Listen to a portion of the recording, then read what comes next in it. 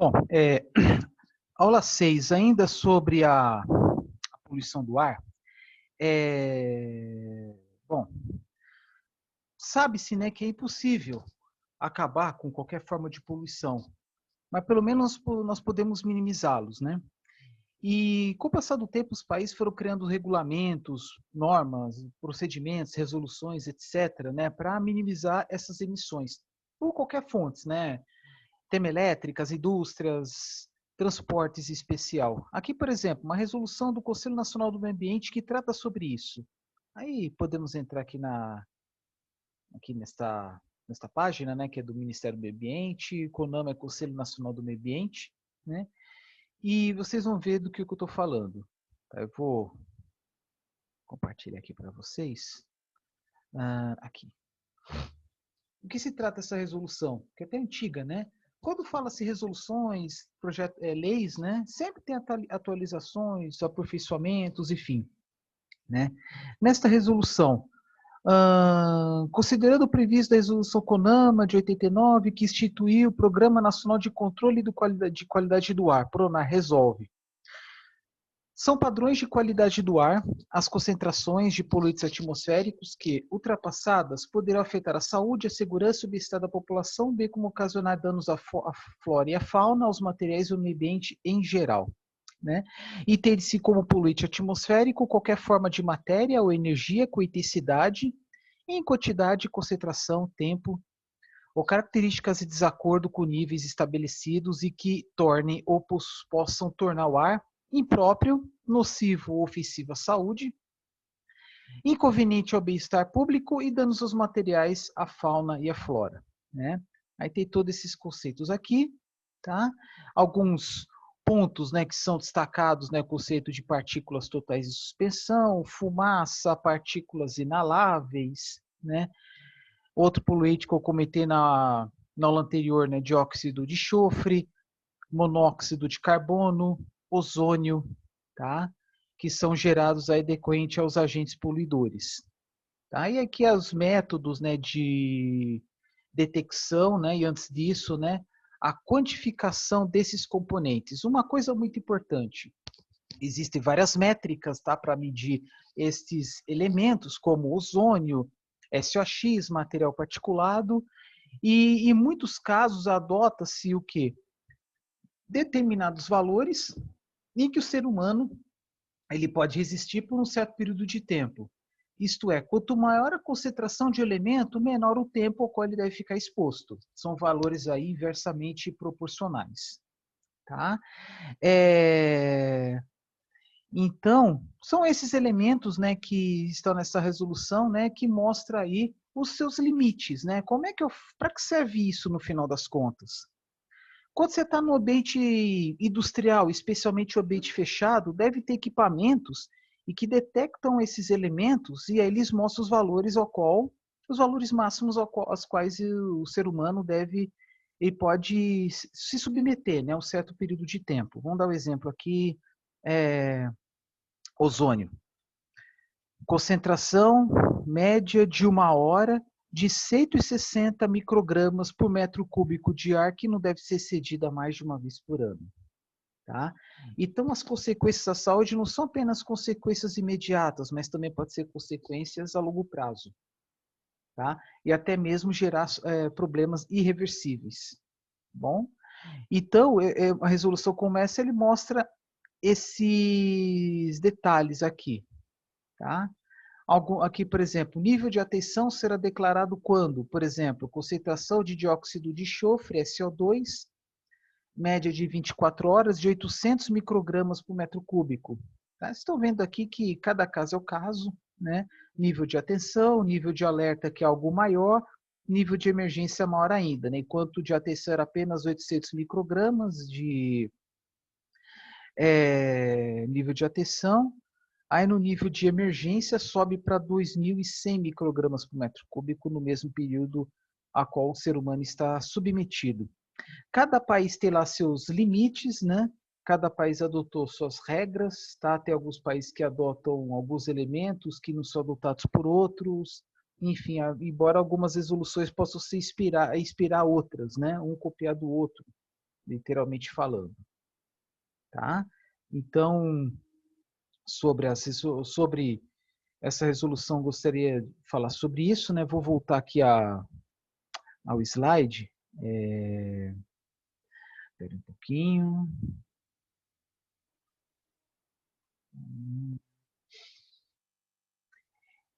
E mais para frente eu vou mostrar as fichas de informação de produtos químicos, que são fichas que sempre são usadas, né, especialmente para quem está manuseando o produto químico pela primeira vez, que mostra esses limites também. Tá? Cometendo um pequeno erro aqui. Vai. Aí.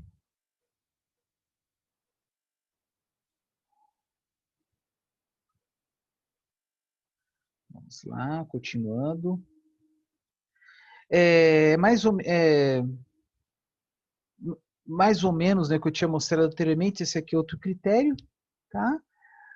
Os poluentes podem ser medidos em partes por milhão, ppm, ppb, né, parte por milhão, parte por bilhão, ou em porcentagem, ou em gramas, né, por um determinado volume, por exemplo, metro cúbico de ar.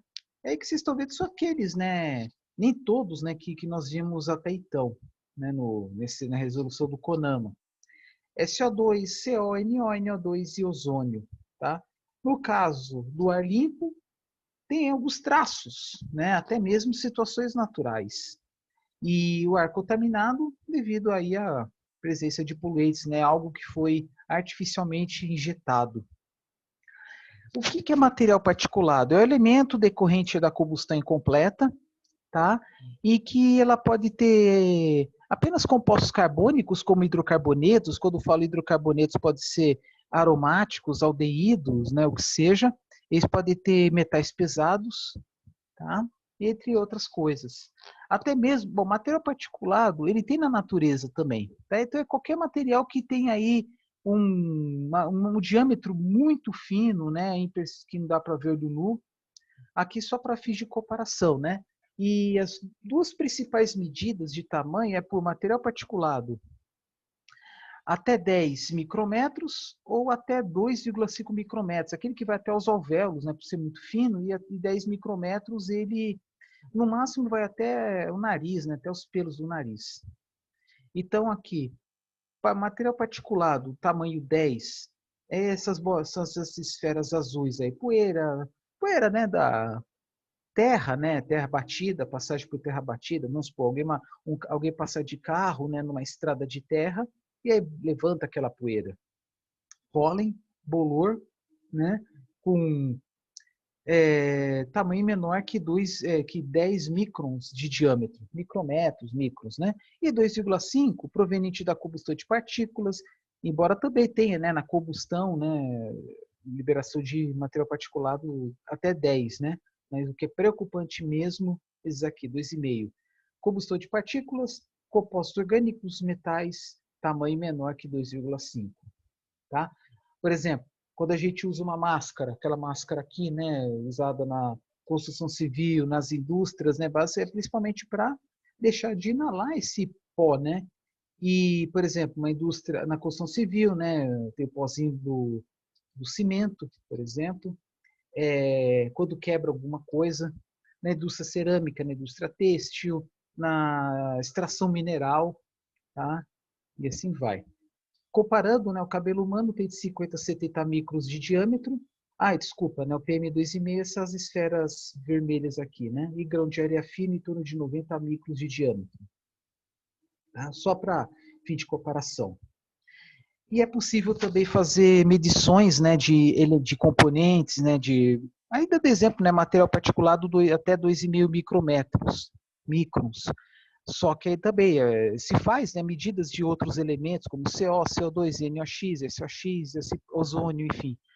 Das duas, uma, ou pode fazer medidas colocando equipamentos em solo, ou em solo assim num ponto alto, suficientemente alto, né, para medir, ou por meio de satélite usando instrumentos especiais, usando alguns comprimentos de onda, né, que permitem aí sensibilizar, né, alguns elementos, né, então dá para fazer medida dessa forma também.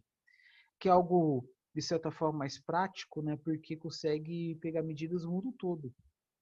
Tá? E o que vocês podem observar aqui é que a concentração maior de material particulado está aqui entre o deserto do Saara até a China, né? Aqui a China está bem marcante, né? Onde estão aí as principais cidades do país, decorrente aí as atividades urbanas, né? Transporte, emissões veiculares, né? Termoelétricas, enfim, né? Na Índia também, aqui está em vermelho, né? Não tanto quanto a China. Aqui, uma tabela mais detalhada, né, que, assim, mais, na minha opinião, mais didática, mais agradável de ver que as informações que eu mostrei anteriormente. Mas eu lembro, né, que, por exemplo, lá em São Paulo tem, nos canteiros centrais das principais avenidas, um relógio que mostra, né, a hora e também a qualidade do ar. Então, eu, por enquanto, só vi São Paulo. Quando era criança, lá para final da década de 80, começo da década de 90, era normal que parecia lá nível de qualidade ruim. Agora está mais, na pior das hipóteses, regular. Tá? Então, vocês podem ver que vai de boa a crítica. Né? Que é com material particulado até 2,5, material particulado até 10, SO2, NO2, CO e ozônio. Que vai desde seguro à saúde até muito perigoso. Que aí é aquela situação em que as atividades produtivas devem ser interrompidas, as crianças deixam de ir para a escola, as pessoas deixam de ir para o trabalho, né? Acho que quando chega no perigoso já precisa fazer isso. Tá? E algo que nós percebemos é que quando eclodiu a pandemia no mundo todo, teve algumas cidades que a qualidade do ar melhorou, né? Porque menos gente na rua, menos carros, né? Menos veículos. E menor geração industrial, enfim. Só que uma coisa tem que prestar muita atenção, né? Porque são elementos diferentes, né? São substâncias diferentes que têm comportamentos diferentes na atmosfera e geram resultados diferentes. Tem alguns que causam impactos locais, outros regionais, outros até mesmo globais. E uma coisa que deve levar em consideração, quanto tempo dura esses materiais, essas substâncias? Essas substâncias ficam na atmosfera, tem lá uma que chama tempo de meia-vida, enfim, né? Um tempo de vida, né? Depois de gerar outra coisa, né? Acarretar uma reação química. Aí, por exemplo, né? Material particulado, né? Que é gerado por diversas fontes, como vocês estão vendo aqui, né? Queimadas, indústrias, veículos, enfim, né? Ela gera material particular gera impacto local e perdura por dias na atmosfera. Tá? Um forte impacto regional também, global menos. Agora, o metano não. O metano, diz os cientistas, é um impacto mais global e tem uma vida na atmosfera mais duradoura, de 12 anos. Né? Até diz os especialistas, né, que o gás metano, o CH4, tem um potencial 21 vezes maior do que o CO2. Né? Que é gerado aqui, estão vendo aqui que tem um desenho de um animal, né? Ruminantes, tá? Decomposição, né, da matéria orgânica, pântanos também, mas é já de forma natural, produção de gás natural, decomposição do lixo. Ozônio troposférico, né, que é ozônio gerado, né, por atividades humanas, né, indústrias em geral, indústria química, veículos, ele perdura por semanas, tem impacto local e também regional, aquele exemplo que eu falei lá de Campinas e Paulínia. Esse aqui, gente, até é interessante falar, devido ao alto tempo de vida. Aqui 15 anos, né, dependendo da substância até mais, porque isso aqui não é uma substância em si, é um conjunto de substâncias que elas foram criadas, né, foram desenvolvidas, né, pela primeira vez, junto com a introdução dos sistemas de refrigeração por compressão de vapor, que são as geladeiras elétricas, os sistemas de refrigeração e ar-condicionado elétricos. E aí gerou um grande benefício no começo, né, até a década de 60, porque substituiu a amônia, que é tóxica. Só que a partir da década de 70 descobriu que gerava um grande impacto à camada de ozônio, formando o famoso buraco da camada de ozônio. Só que com o tempo elas foram substituídas por outros fluidos, tá? Inclusive alguns fluidos naturais, e eles aos poucos tendem a ser extintos. Esses fluidos eram usados principalmente em sistemas de refrigeração e ar-condicionado e também como propelentes e aerosóis, gases, né, de aerosóis como desodorante, desengripantes, tinta spray, assim por diante, entre outros sprays. É um impacto praticamente apenas global. Tá? Porque, de novo, eles não são tóxicos, não causam problemas à saúde, mas descobriram que causa danos à camada de ozônio. Com a diminuição do seu uso, aos poucos a camada de ozônio tem se recuperado, tem voltado ao como era antes. Tá? Aí é o seguinte, bom, primeira coisa que eu tenho que falar para vocês, né, que tem alguns termos aqui que não são muito comuns para nós, porque esse figura aqui é de Portugal. Dióxido de azoto é dióxido de nitrogênio, ozônio.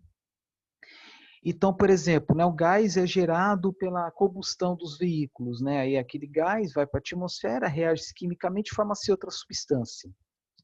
Então, isso que vocês estão vendo aqui, por exemplo, óxido nítrico tem seu auge aqui de manhã, 7, 8 da manhã. E aí, esse óxido nítrico gera um dióxido de nitrogênio, que é essa curva aqui. Não, desculpa. Não, ao contrário. Primeiro o óxido nítrico, depois o ozônio, naquilo que eu falei, né? O NOx, o óxido nítrico vai para a atmosfera, aí depois gera ozônio para depois gerar esse aqui, dióxido de nitrogênio. Tá? Na verdade aqui, gente, o óxido nítrico é NO e o dióxido de nitrogênio é NO2. Então, gera-se primeiro NO, depois depois ozônio, que é O3, para depois gerar NO2. Tá? Reações de cadeia, né? Que é uma substância aí para outra, né? Questão de horas, como vocês estão vendo aqui. Os níveis atingem o pico no meio da tarde, no caso do dióxido de nitrogênio, na altura mais quente do dia, né? No momento mais quente do dia, podendo provocar irritações nos olhos e no aparelho respiratório. Tá? Então, é o que? Uma reação, são reações fotoquímicas. Isto é, foto de luz, né? E aí, a mesma coisa, assim, dá para fazer medidas desse tipo, né? De novo, né? Emite-se um gás, né? Óxido nítrico, por exemplo, na atmosfera, para depois converter em ozônio, né? Então, vocês estão vendo aqui a picos, por exemplo, 4 horas da tarde, para depois aqui o ozônio ter pico aí no dia... Até mesmo aqui no caso, para ser o dia seguinte, né? Onde eu quero chegar? O que nós podemos observar é que, no caso das indústrias, tem indústrias, né, que tem uma variação, um pico e vales, né, de produção industrial e, por consequência, poluição. Mas tem indústrias que operam 24 horas por dia e emitem gases de uma forma consistente. No caso dos veículos, tem lá seus picos, né, de começo da manhã e final da tarde. Tá bom? Aqui no caso, Cubatão, né, Baixada Santista, né, onde é uma grande presença de indústrias. Tem refinaria, tem siderúrgica, tem várias indústrias químicas, indústria de cimento, enfim, né? E aqui também os índices, né, comparando, né, de boa até péssima qualidade do ar, né?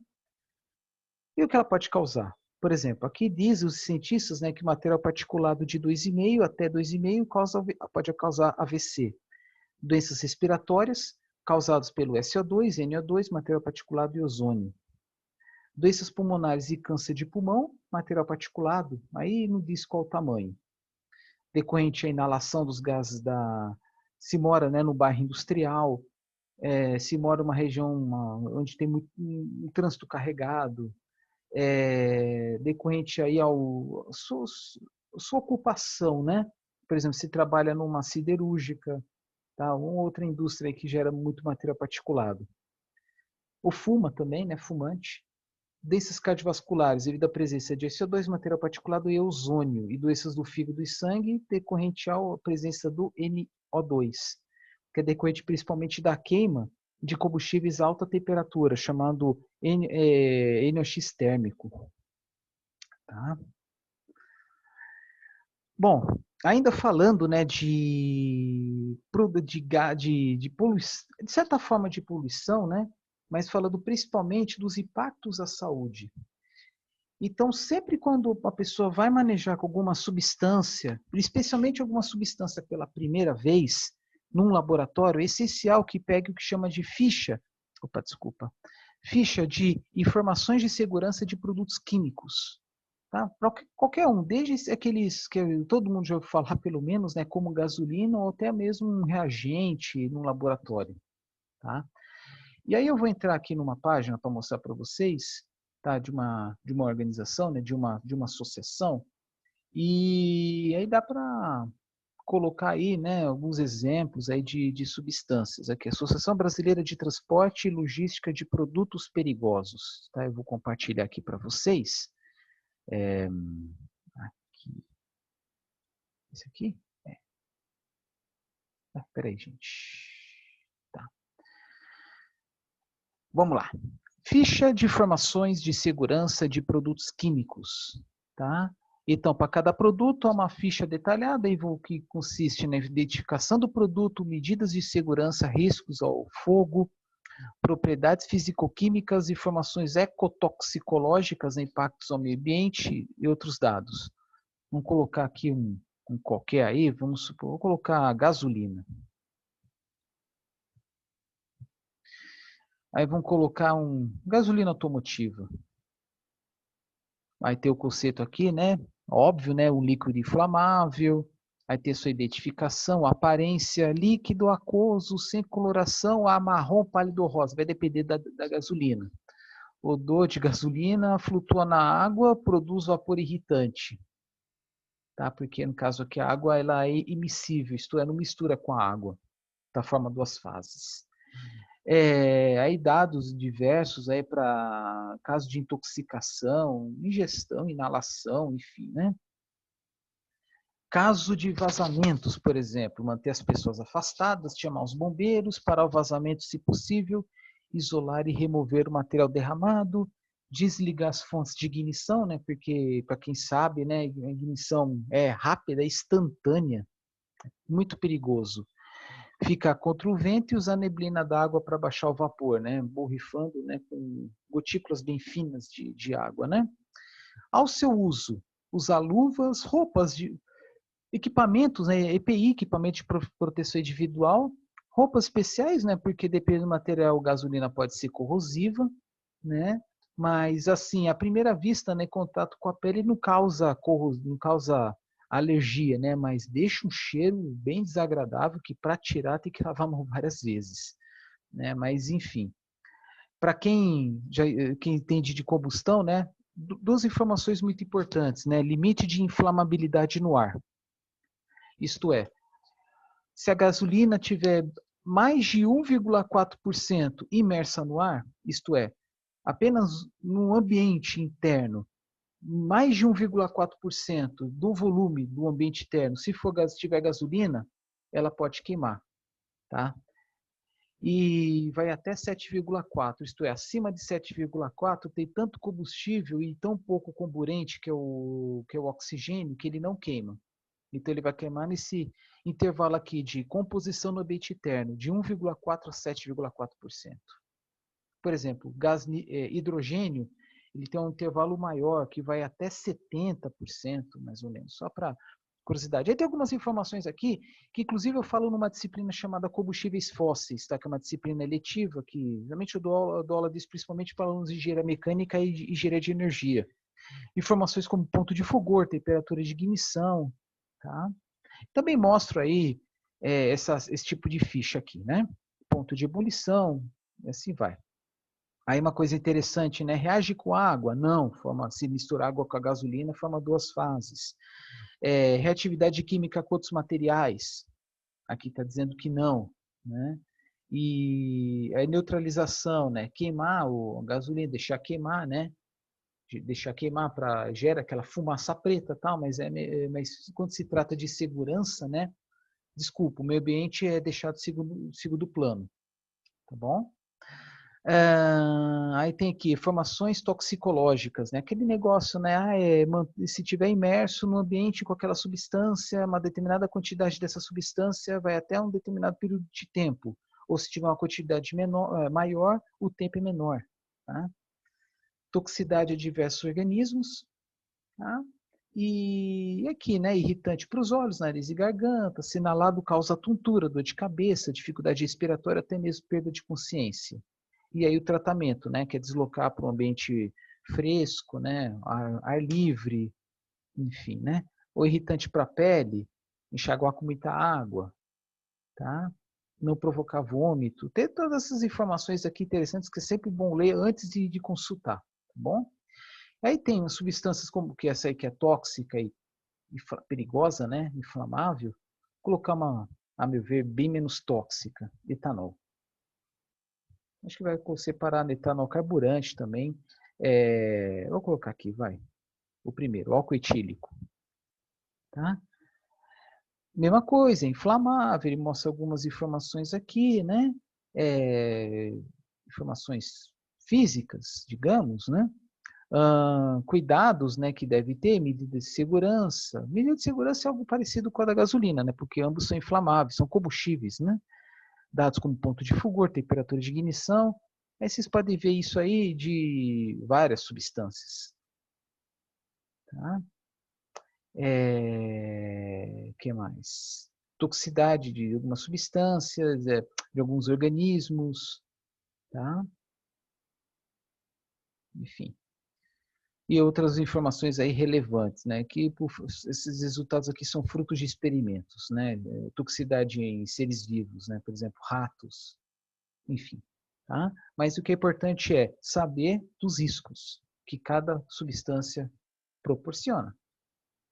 Tá bom? Vamos lá, continuando. E isso aí é indício também de poluição, né? Por quê? Porque quando eu falo de poluição, tem que falar dos impactos à saúde. Tá bom? Ilha de calor. O que é ilha de calor? É um fenômeno que ocorre nas cidades, especialmente regiões centrais, onde há maior concentração de veículos e onde há uma menor concentração de parques, de áreas verdes. Maior concentração de veículos, maior concentração de asfalto, concreto e menos de áreas verdes. Tá? Por quê? O ambiente com mais áreas verdes, a tendência é a umidade relativa a ser maior e a temperatura ser mais fresca, mais baixa. Tá? E locais onde tem regiões mais centrais, a radiação solar, né, ela tende a, por exemplo, nos prédios, edifícios, refletir até onde estão as pessoas, dando uma sensação adicional de calor, mas também por causa do asfalto, né, que é escuro, né, que tende a absorver o calor, e aí as pessoas que estão próximas, né, elas recebem sentem, né, o ar mais quente, né, que está próximo ao asfalto, e essa radiação refletida pelos prédios. Claro que depende da cor, depende do material, vidro, concreto, o que seja, né?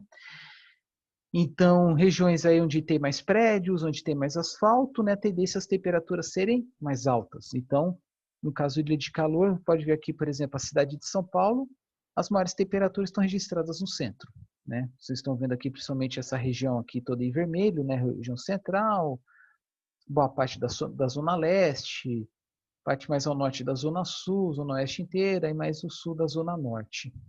Tá? Aí vocês podem ver a comparação entre a quantidade, né, a concentração de vegetação, né, onde tem maior vegetação, as temperaturas superficiais são mais baixas, como aqui, né, no sul da zona Sul, tá? Onde tem remanescentes de Mata Atlântica. E aí uma comparação, né, sendo a cidade mais quente do que as regiões periféricas. Aí fazendo uma comparação, né? No ambiente que pode estar, 17 graus, a grama à sombra, o asfalto ao sol até 50. Tá? Aí, tudo bem, fugindo um pouco do assunto, né? Benefício das árvores na cidade, né? Embeleza, absorve gás carbônico, filtra o ar, mas também diminui a temperatura, né? Temperatura nas proximidades, né? Diminui os efeitos da ilha de calor. Outro fenômeno que ocorre, né, que é muito comum em grandes cidades, né, grandes densidades populacionais, é a inversão térmica, que ocorre especialmente no inverno, devido à presença do ar que está mais frio, mais pesado, então o ar mais frio, mais pesado que está aqui em cima, ele tende a comprimir o ar que está aqui embaixo. Porque no verão, os gases, né, eles tendem a espalhar melhor, de uma forma mais fácil, claro que depende do regime dos ventos, e a poluição, os poluentes conseguem ir para cima. Com o inverno, com o ar mais frio, o ar lá em cima fica mais pesado, né? Porque à medida que vai subindo, vai aumentando a altitude, o ar é mais frio. O ar é mais frio, mais pesado. E aí, ele tende a dificultar a dissipação dos gases. E aí forma essa camada aqui. Tá? Isso aí ocorre principalmente no inverno. Tá? E ocorre principalmente em regiões montanhosas, porque além da dificuldade de alguns dos poluentes subirem, tem a dificuldade de se deslocar. Tá? Em São Paulo a situação não é tão grave, mas pense em grandes cidades que ficam em montanhas, como Santiago e Cidade do México. Tá? Então é isso, dia com inversão térmica, ar frio desce e aprisiona poluentes. Então ar frio ele tende para baixo, dificultando a dissipação dos gases. Tá? Eu coloquei essa figura aqui só para mostrar uma coisa. Existem, né, estudos, projetos, né, usando inclusive modelagem computacional, que eles mostram, né, os efeitos dos poluentes em determinados pontos de uma cidade como essa aqui. Então, esse aqui, por exemplo, é o diagrama que mostra a velocidade dos ventos e a direção. Né?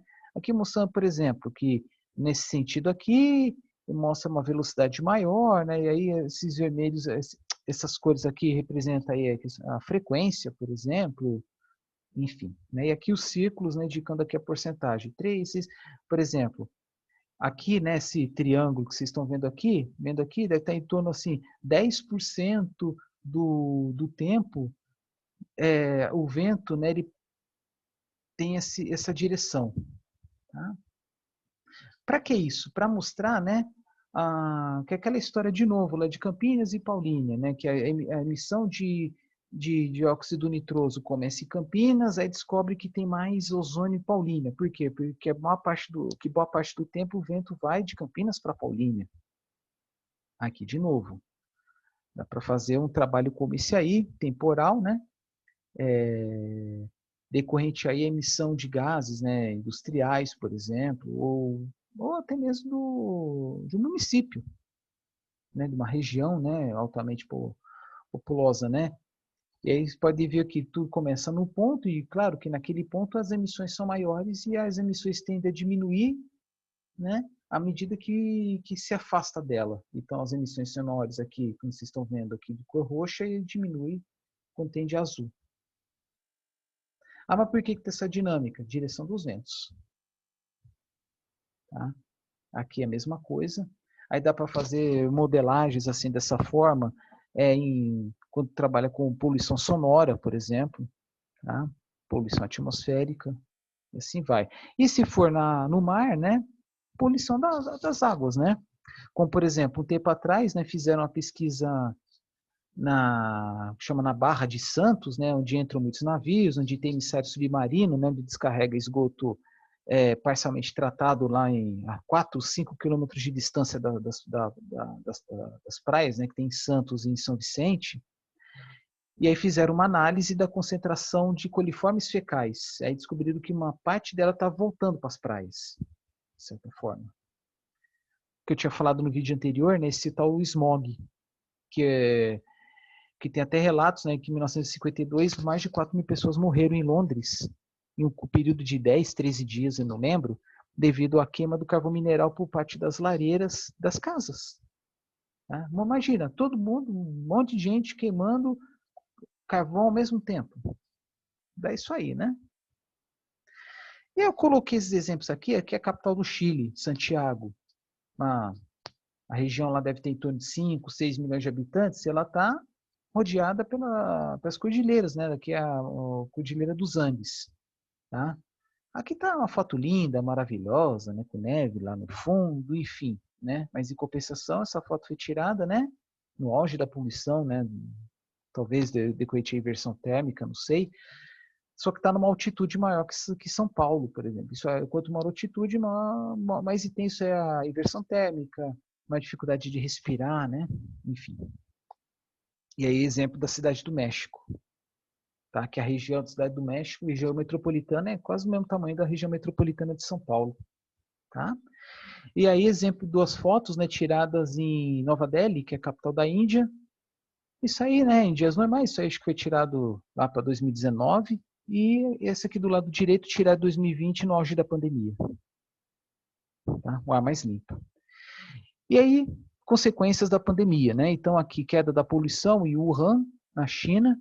Ao contrário de 2019, os níveis de NO2 em 2020 não aumentaram depois do Ano Novo Chinês. Então aqui em cima, né, as emissões de NOx, maior obviamente no marrom. E aí, nos próximos dias, desculpa, isso aqui foi em 2019 aqui em cima, né, e aqui 2020 aqui embaixo. Onde, devido à menor circulação de pessoas, menor atividade industrial, as emissões caíram. A medida aqui, ó, micromol de NO2 por metro quadrado de área, né? É lógico, né? Metro quadrado é de área. Esse aqui eu poderia até te mostrar no começo, né? Mas eu comecei a falar de poluição, né? E aí só mais uma curiosidade, já deve ter visto, sei lá, no ensino médio, né? O que é tal do ciclo do carbono? É a dinâmica do carbono, do elemento químico carbono na atmosfera. Por exemplo, quando você vai queimar lenha, você vai queimar lenha, com a queima da lenha gera CO2, por exemplo, que vai para a atmosfera, que ela é absorvida pelas plantas, né, para fotossíntese. Ok. Aí tem a queima dos combustíveis fósseis, que também gera CO2. Só que esse CO2 ele não volta a virar um combustível fóssil. O combustível fóssil é não renovável. Mas também aqui fala sobre a absorção do CO2 da atmosfera, a absorção do CO2 pelos corpos d'água, por exemplo, fitoplânctons no mar, tá? Que fornece nutrientes, alimentos para os animais, e os animais morrem, decompõem, e esse carbono volta para o ambiente onde eles estavam. Tá? É isso que ele está falando. Aí fala aqui erupção de vulcões, que é algo inevitável, queimadas, que já dá para evitar, né? Enfim. E aqui fala do balanço, né? Concentração, por exemplo, carbono, né, em quantidades gigatoneladas de carbono. Aí, por exemplo, se ocorre a queima de combustíveis fósseis, a queima de combustíveis fósseis emite 6, na atmosfera já tem 730. O ciclo, né, das plantas, eles permitem transferir 610. O que é?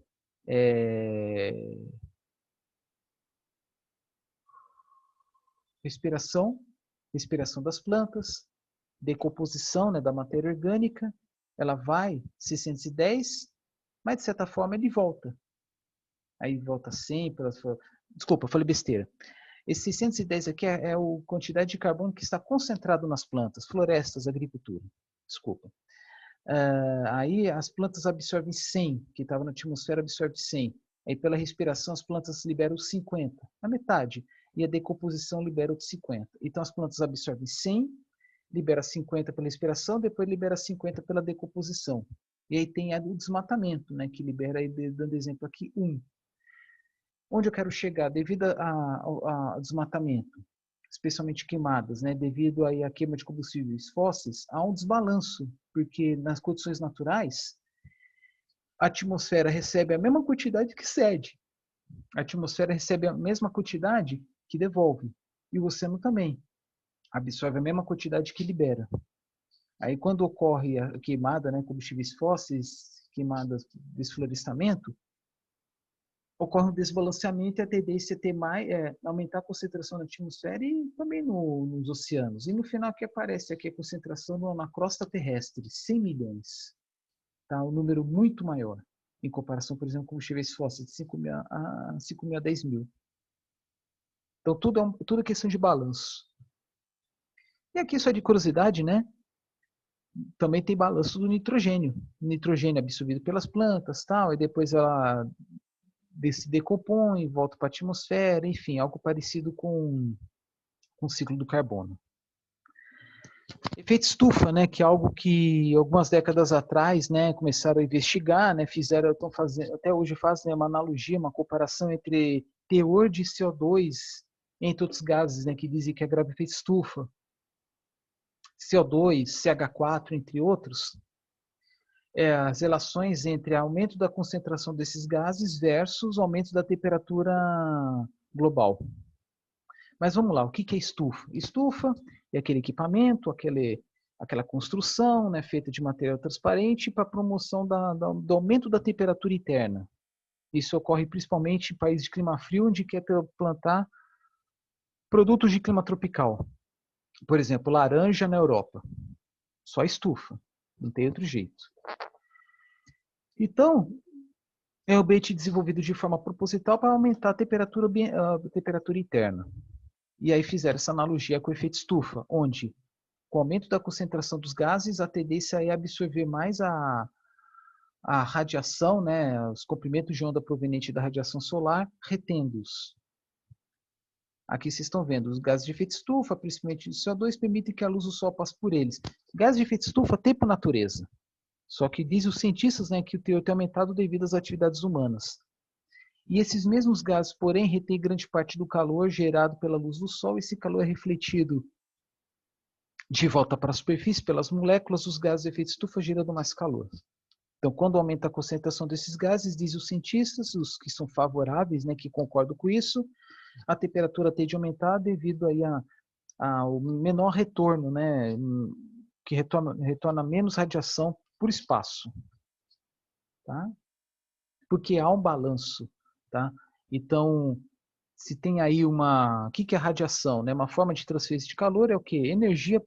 Acaba sendo energia por área que recebe essa energia solar, né? Vamos usar outra medida. Em vez de energia, vamos usar potência. Se a radiação solar absorvida pela Terra, a potência é de 235 watts por metro quadrado, uma parte absorvida pela crosta terrestre, né, que é o solo, as águas, e uma parte vai para a atmosfera. E aí, toda a superfície emite radiação, a superfície terrestre também. Então, uma parte do calor que tem na superfície terrestre, até mesmo, né, na atmosfera, nos copos d'água, uma parte dessa radiação vai para o espaço, 195. Tá? Então, quando há o acúmulo de gases, né, deixa de ter esse balanço. Tá? Então, o que vocês estão vendo? Né? Radiação indo e uma parte dessa radiação voltando. Tá? Aqui eu vou explicar melhor. Aqui o 40, né, radiação que sai da superfície e vai para o espaço. E esse aqui, radiação térmica do espaço, é que está na atmosfera e vai para o espaço. Se somar, 195 mais 40 vai dar 235. A grande questão é, quando a conta não fecha? Né? Que essa que é a dúvida que os cientistas favoráveis dizem, né? Eu falo cientistas favoráveis, tem gente que não concorda, tem gente que não acredita. Eu acho que não tem relação entre aumento da temperatura e concentração de gás na atmosfera. Vocês estão vendo aqui, né, a temperatura com o passar dos anos subindo, em ciclos, né, zigue-zague, né, porque tem verão, inverno, né, alterno. Aí já fizeram uma comparação aqui, viram que tirar a conclusão que uma coisa tem a ver com a outra. Mas uma coisa é certa, a temperatura média global está aumentando e está gerando alguns problemas, né, derretimento de geleiras, né, no caso do Polo Sul, Polo Norte, no cume das montanhas, né, a neve está derretendo mais rápido, isto é, a quantidade de água, né, que é formada com o derretimento da neve, está sendo maior do que a quantidade de neve que é recomposta, né, quando chega o inverno. Então as camadas de neve estão diminuindo, os glaciares estão diminuindo de tamanho. Tá? Só de curiosidade, por exemplo, o mar Ártico, o Oceano Glacial Ártico, no extremo do hemisfério norte, a camada de gelo está diminuindo a ponto de alguns navios estarem passando pela primeira vez, onde era gelo eterno, e alguns navios que agora estão passando. Isso lá para o norte da Rússia. Tá? Falar de chuva ácida bem rapidamente antes de terminar o vídeo. Chuva ácida é decorrente à reação química entre alguns componentes como SOX e NOx com vapor de água, e aí gera aí uma chuva com pH abaixo do normal, causando problemas ao solo, problemas às águas, né, poluição da água, enfim. Felizmente, é um problema que tem diminuído. Por quê? Porque os carros estão poluindo menos, as indústrias e as usinas termoelétricas estão poluindo menos. E também porque tem termoelétrica que está sendo substituída por fontes renováveis. Mas o que se via, por exemplo, em Cubatão, né? Para quem não sabe, Cubatão fica entre o mar e a Serra do Mar. O que se via era uma coisa absurda, que a Serra do Mar estava começando a perder cobertura vegetal. Isso aí tirado aí foi entre década de 70 e década de 80. Tá? As vegetações, as plantas menores estavam morrendo e começava a mostrar o solo, ocorrendo até o quê? Desbarrancamento, desmoronamento. Tá? A aceleração da erosão. Aí depois, a partir da década de 90, final da década de 80, começou ações de reflorestamento. Tá?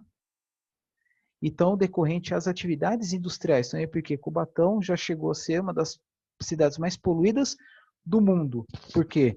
Legislação quase inexistente, tá? E também na época, né, ditadura, né, de 1964 a 85, regime militar, então não era comum, né, aparecer denúncias na mídia a respeito da poluição e os efeitos nocivos à saúde, né? Casos aí de crianças com má formação, problemas de saúde dos mais diversos, né? Especialmente respiratório, tumores, né? Leucemia, por exemplo, e assim por diante. E aí, só para mostrar, né? Isso é só uma curiosidade, né? Um incêndio que ocorreu num conjunto de tanques de etanol, isso acho que 2 ou 3 anos, em Santos, que é próximo a Cubatão. Cubatão aqui, só para ver, é do outro lado desse rio aqui. Olha só, mesmo sendo etanol, olha só o quanto de fumaça preta foi liberada, né? Mesmo sendo etanol. Mas não é só etanol, né? Também foi com combustão aí dos componentes poliméricos que tinha nos tanques, mas a grosso modo, queima de etanol. E voltando a falar dos gases de efeito estufa, quais são eles? O principal aqui, dióxido de carbono, que é liberado aí pela respiração, né? Decomposição de matéria orgânica e também queima de combustíveis, queima de lenha, enfim, né? Quando falo queima de combustível, combustível industrial para geração, por termoelétricas, combustíveis veiculares, enfim, né? Gás metano, tá? Vazamentos e tubulação de gás natural, decomposição de resíduos orgânicos, por exemplo, landfills, aqui é aterro sanitário, agricultura, sistemas de gás natural. Óxido nitroso, decorrente da queima de combustíveis, tá? E alguns processos industriais. Hidrofluorcarbonos é um conjunto de substâncias, né, que são têm halógenos como cloro e flúor, usados principalmente, né, agora não mais, na sistemas de refrigeração e ar-condicionado. Por exemplo, hexafluoreto de enxofre, queima de pneus, por exemplo. Tá? Entre outras aplicações, mas em impacto é maior os dois primeiros. Vocês estão vendo aqui, ó. 2004, por exemplo, o impacto é maior no CO2, depois o CH4. Como assim impacto maior? Tem a questão quantidade de gases liberados e também um fator multiplicador que é o quanto que impacta. Por exemplo, 1 quilo, diz os cientistas, né, 1 quilo de CH4, que é 1 quilo de metano, causa o mesmo impacto que 21 quilos de CO2. Então, o gás metano tem potencial 21 vezes maior. O hexafluoreto de enxofre, o impacto, se não me engano, é 16 mil vezes. E que vocês podem ver, né, que as emissões desses gases têm crescido aí, pelo menos até 2004, mas a taxa de velocidade de 2004 para agora tem diminuído bastante. E aí as principais fontes de emissão, disparado CO2 devido à queima de combustíveis fósseis, aí principal do Brasil, que é desmatamento. Aí depois metano, óxidos nitrosos, gases aqui é gases contendo flúor. Flúor, cloro, né? Que é aqueles lá das geladeiras mais antigas. Tá? E as fontes, aqui é a principal, já está dizendo aqui, né? Fornecimento de energia e transporte. Aí também aplicações em residências, estabelecimentos comerciais, indústria, agricultura, desflorestamento e tratamento de esgoto, também responsável por 2,8% de todos os gases de CO2, né? Até tem o conceito de CO2 equivalente. Por exemplo, um quilo de metano, ele é equivalente, né, a 21 quilos de CO2 equivalente. Então, às vezes, faz o cálculo, né, usando como essa medida padrão, quilos de CO2 equivalente, somando todos os gases, né, em especial o CO2 e o gás metano, no que tange a impacto ambiental, impacto, né, ao aquecimento global, né, segundo muitos cientistas falam. Mas aí a pergunta, né, é possível fazer aí uma análise, né, do teor das emissões, né, emissões não, da concentração de CO2 no passado? Na Antártida, faz pesquisa, no Polo Sul, né, faz pesquisa pegando amostras de blocos de gelo. Quanto mais profundo, mais antigo é o gelo. Então, a partir daí, né, pegando amostras de gelo, na medida que vai mais para baixo, vai pegando gelo de momentos mais antigos, né, de eras geológicas anteriores. E aí faz análise e detecta a quantidade de CO2 que estava concentrada no gelo. Então, vocês podem ver, né, o teor hoje, 380 ppm, mas chegou na época cambriano, 7.500. Muitas vezes tornando impossível, dizem, né, a sobrevivência de muitos seres vivos. Tá? Ora pelo efeito estufa, ora pela concentração de CO2, enfim, dizem, né? Então, aqui, pegando blocos de gelo, à medida que vai aumentando a profundidade, vai pegando gelo mais velho, né? E aí calculo, né, a quantidade de CO2 que estavam concentrado naqueles blocos de gelo. Tá? Principalmente devido à presença de bolhas. E aí uma medida mais completa, CO2, CH4 e óxido nitroso. Vocês estão vendo aí que o mundo passou, né, por picos e vales, em momentos com mais, momentos com menos, tornando possível ou não a sobrevivência de determinados seres vivos. E aqui mostra o aumento, por exemplo, 1800, vamos colocar ano 1700, o teor de dióxido de carbono era, sei lá, 280, agora dizem que está em torno de 360, 370. CO2. Lado esquerdo, metano, lado direito. Ah, desculpa, óxido nitroso também, lado esquerdo. Tá? Uma quantidade, uma concentração maior, no final das contas, de CO2, depois óxido nitroso e depois metano. Tá? Aí vocês estão vendo, né, que tem aumentado, embora haja tendência aí de estabilização de ambos os gases. E algo que já está acontecendo, que é a queda da concentração de substâncias sintéticas, né, aquelas lá de geladeiras, né, contendo cloro ou não, e principalmente flúor, que como diminuiu a emissão desses gases, né, decorrente ao descarte inadequado das geladeiras antigas, né, então a tendência dessas substâncias é cair, desde que elas não tenham uma vida útil muito grande na atmosfera, porque tem substâncias que têm vida útil de mais de 100 anos, aí tem que esperar bastante para diminuir a sua concentração. Tá? Vocês estão vendo aqui tudo código, né? São fluidos refrigerantes, desde um dos mais populares, mais antigos, que agora é proibido, que é o CFC 12, até outros mais modernos, como esse aqui, 134A, que não causa, dizem, né, que não é responsável pelo buraco da camada de ozônio, mas dizem que tem um impacto aí por efeito estufa.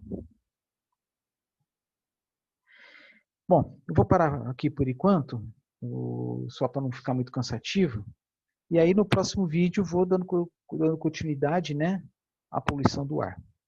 Isso aí, até daqui a pouco.